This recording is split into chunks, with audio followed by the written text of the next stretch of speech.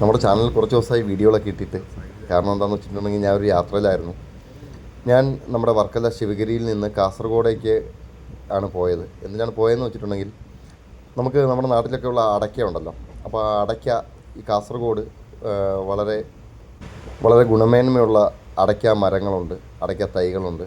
അപ്പോൾ അതൊക്കെ അവിടെ നിന്ന് കൊണ്ടുവന്ന് നമ്മുടെ നാട്ടിലേക്ക് കൊണ്ടുവരാൻ വേണ്ടിയിട്ടാണ് പോകുന്നത്. അപ്പോൾ പോകുന്ന ട്രെയിനിൽ ഒരുപാടധികം ആൾക്കാരുണ്ട്, ഒരുപാട് തിരക്കായിരുന്നു. ഏകദേശം വർക്കലയിൽ നിന്ന് കയറി എറണാകുളം വരെ നിൽക്കേണ്ടതായിട്ട് വന്നു. അതിന് ശേഷമാണ് ഇതിൻ്റെ മുകളിലൊരു സീറ്റ് കിട്ടുന്നത്. അപ്പോൾ ഫാനിൻ്റെ തൊട്ടടുത്താണ് ഇരിക്കുന്നത്. തലയൊക്കെ കയറി നമ്മളെ അതിൻ്റെ മുകളിൽ തട്ടും. സത്യത്തിൽ ഇത് സീറ്റല്ല, ഇത് സാധനങ്ങളൊക്കെ നമുക്ക് വെക്കാൻ വേണ്ടിയിട്ടുള്ള ബെർത്താണ്. നമ്മുടെ ബാഗൊക്കെ വെക്കുന്ന സ്ഥലമാണ്. അവിടെയാണ് നമുക്ക് സീറ്റായിട്ട് കിട്ടിയിട്ടുള്ളത്. അപ്പോൾ ആ പലകപ്പുറത്ത് നമ്മൾ കയറിയിരുന്നു. നോക്കുമ്പം എന്താണ്, ഈ ഫാന് നമ്മുടെ തൊട്ടടുത്ത് തന്നെ ഫാനുണ്ട്. അപ്പോൾ ഫാൻ ഉണ്ടെന്നേ ഉള്ളൂ. ഈ ഫാനിൻ്റെ ഏറ്റവും വലിയ കുഴപ്പങ്ങൾ എന്താണെന്ന് വെച്ചിട്ടുണ്ടെങ്കിൽ ഈ ഫാനിൻ്റെ മുകളിലാണ് നമ്മുടെ ബായിമാരുണ്ടല്ലോ, ബായിമാർ ഹാൻഡ്സൊക്കെ വെച്ചിട്ട് ഈ ഫാനിൻ്റെ ഈ വിടവുണ്ടല്ലോ, ഈ വിടവിലൊക്കെ മൊത്തം ഹാൻഡ്സ് തിരികേക്ക് വെച്ചേക്കുകയാണ്. അങ്ങനെ ഒരു വിധത്തിൽ നമ്മൾ കാസർഗോഡ് എത്തി. കാസർഗോഡ് നിന്ന് ഒരു ആട്ടോക്കാരൻ ചേട്ടനെ നമുക്ക് കിട്ടിയിട്ടുണ്ട്. അപ്പോൾ ഇദ്ദേഹമാണ് നമുക്ക് ഈ പാക്കുള്ള തോട്ടത്തിലേക്ക് നമ്മളെ കൊണ്ടുപോകാമെന്ന് പറഞ്ഞിട്ടുണ്ട്. അങ്ങനെ അദ്ദേഹം ഞങ്ങളെയും കൊണ്ട് പാക്ക് അന്വേഷിച്ച് ഇങ്ങനെ പൊയ്ക്കൊണ്ടിരിക്കുകയാണ്. അപ്പോൾ തോട്ടത്തിൽ അദ്ദേഹത്തിന് ഒരുപാട് ആളുകളെ അറിയാം. അപ്പോൾ അദ്ദേഹം തന്നെയാണ് ഈ ആൾക്കാരെയൊക്കെ ആയിട്ട് നമുക്ക് കണക്റ്റാക്കി തരുന്നത്. ഞങ്ങൾക്ക് ഇവിടെയുള്ള ആരുമായിട്ട് കോൺടാക്റ്റ് ഒന്നും ഇല്ലായിരുന്നു, നേരിട്ടിങ്ങ് വരുമായിരുന്നു ചെയ്ത്. അങ്ങനെ അവർ നമ്മളെ ഒരു വലിയ തോട്ടത്തിലേക്ക് കൊണ്ടുപോയി. ആ തോട്ടത്തിലേക്ക് നമ്മൾ പോകുമ്പോഴേക്ക് അവിടെയുള്ള വലിയ വലിയ അടയ്ക്കാ മരങ്ങൾ നമുക്ക് കാണാൻ സാധിക്കും. ഇപ്പോൾ ഗുണമേന്മയുള്ള അടയ്ക്ക എന്ന് പറയുമ്പോഴേക്ക് ഇതിനകത്തുള്ള പാക്കുകളൊക്കെ എന്ന് വെച്ചാൽ നല്ല സൈസാണ്, നമുക്കിത് കാണുമ്പോൾ മനസ്സിലാവും. നമ്മളവിടെ നിന്ന് കുറച്ചധികം ഉള്ളിലേക്ക് തന്നെ പോയിട്ടുണ്ട്. ഒരുപാട് ഉള്ളിലേക്ക് കയറുമ്പോഴാണ് അവരുടെ തോട്ടം എത്തുന്നത്. അവർ നമുക്ക് അവരുടെ തോട്ടത്തിൽ നിന്നാണ് ഈ പാക്ക് നമുക്ക് വേണ്ടിയിട്ട് മാറ്റി വെച്ചിട്ടുണ്ട്, ആൾറെഡി പറിച്ച് വെച്ചിട്ടുണ്ട്. ഏകദേശം 250 പാക്ക് മാത്രമേ നമ്മൾ എടുക്കാൻ പറ്റുള്ളൂ. ഏകദേശം 12 കിലോളം ഭാരം മാത്രമേ അതിനുണ്ടാകത്തുള്ളൂ. അപ്പോൾ അതെടുക്കാൻ വേണ്ടിയാണ് പോയത്. നമ്മുടെ സുഹൃത്തിൻ്റെ പുരയിടത്തിൽ നടാൻ വേണ്ടിയിട്ടാണ് ഈ പാക്ക് എടുക്കാൻ വേണ്ടി നമ്മൾ പോകുന്നത്. അപ്പോൾ നമുക്ക് നോക്കാം, പറഞ്ഞാൽ എന്തെങ്കിലും കാര്യമുണ്ടോ എന്നൊക്കെ നമുക്ക് നോക്കാം. കാരണം ഇവിടുത്തെ പാക്ക് നമുക്ക് വേണ്ടി കെട്ടി വെച്ചിട്ടുള്ള പാക്കാണ് ഈ കാണുന്നത്. നമുക്ക് വേണ്ടിയിട്ട് കെട്ടി വെച്ച് തയ്യാറാക്കിയിട്ടുള്ള പാക്കാണ് നമ്മൾ ഈ കാണുന്നത്. അപ്പോൾ നമുക്കത് നോക്കാം, ആ പറയുന്നതിൽ എന്തെങ്കിലും കാര്യമുണ്ടോ നോക്കാം. കണ്ടില്ലേ, ആ ഓരോ പാക്കിൻ്റെയൊക്കെ സൈസ് കണ്ടോ, നല്ല സൈസുള്ള പാക്കുകളാണ്.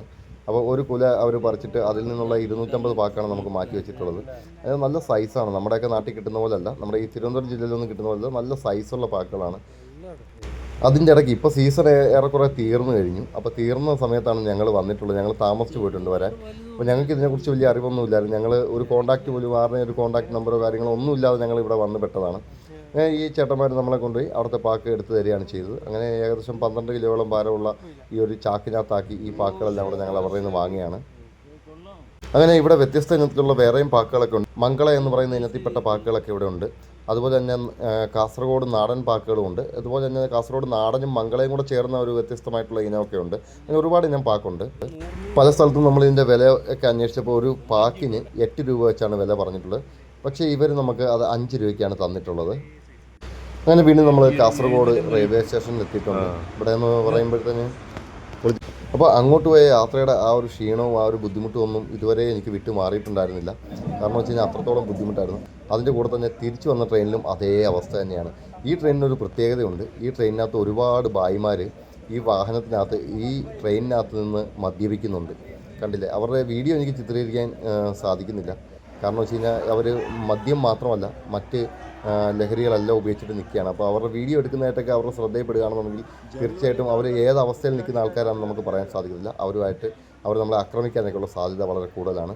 അതുകൊണ്ട് തന്നെ അതൊന്നും എനിക്ക് ചിത്രീകരിക്കാൻ കഴിഞ്ഞില്ല. എങ്കിലും വളരെ മോശമായിട്ട് സിഗരറ്റ് വലിയും അതുപോലെ തന്നെ പുകവലിയും അതിനകത്ത് തന്നെ പാൻപരാഗ് അങ്ങനെയുള്ളതൊക്കെ ചവച്ച് തുപ്പുന്ന പരിപാടി ഒക്കെ കണ്ടു. ഇത് ഭായിമാർക്ക് മാത്രമുള്ളൊരു ട്രെയിനാണ് കേട്ടോ ഈ ട്രെയിൻ. ഇതിൻ്റെ അകത്ത് ഒറ്റ ലൈറ്റ് പോലും കാണാൻ സാധിക്കില്ല, എല്ലാം ലൈറ്റ് ഓഫാക്കിയൊക്കെയാണ്. ഇത് എറണാകുളത്ത് നിന്ന് ഹൗറയിലേക്ക് പോകുന്ന ട്രെയിനാണ്.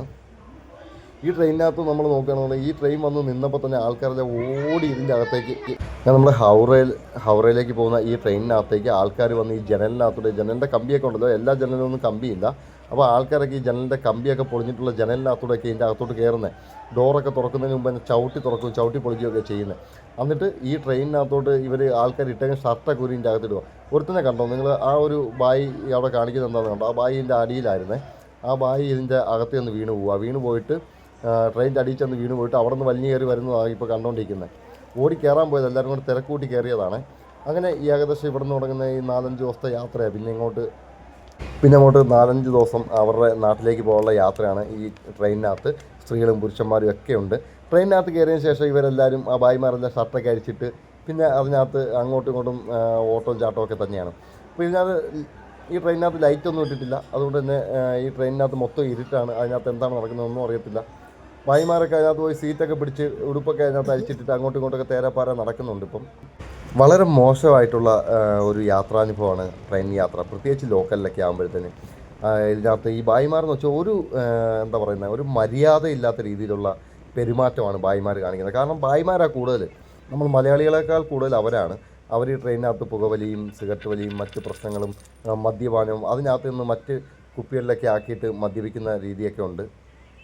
ഹാൻസും പാൻപരാഗും സിഗരറ്റും ബീഡിയും ഒക്കെ ആയിട്ട് വളരെ ടോയ്ലറ്റൊക്കെ എന്ന് വെച്ചാൽ ഒട്ടും വൃത്തിയില്ലാത്ത ടോയ്ലറ്റുകളൊക്കെ ഈ ട്രെയിനിനകത്തുണ്ടായിരുന്നത്. അപ്പോൾ അവരുടെ വീഡിയോ എടുക്കാനൊന്നും പറ്റിയില്ല. കാരണം വെച്ച് കഴിഞ്ഞാൽ അവരൊക്കെ ഈ ലഹരിയൊക്കെ ഉപയോഗിച്ചിട്ട് വളരെ മോശം അവസ്ഥയിലാണ് നിൽക്കുന്നത്. അപ്പോൾ നമ്മൾ അവരുടെ വീഡിയോ ഒക്കെ എടുക്കുകയാണെന്നുണ്ടെങ്കിൽ അവർ പെട്ടെന്ന് നമ്മുടെ അടുത്ത് ദേഷ്യപ്പെടാനൊക്കെ ഉള്ള സാധ്യതയുണ്ട്. നമ്മുടെ ഓപ്പോസിറ്റ് ഇരിക്കുന്ന ആളല്ല, അയാളുടെ കാര്യമല്ല പറയുന്നത്. അദ്ദേഹം മാന്യനായിട്ട് യാത്ര ചെയ്യുന്ന ഒരാളാണ്.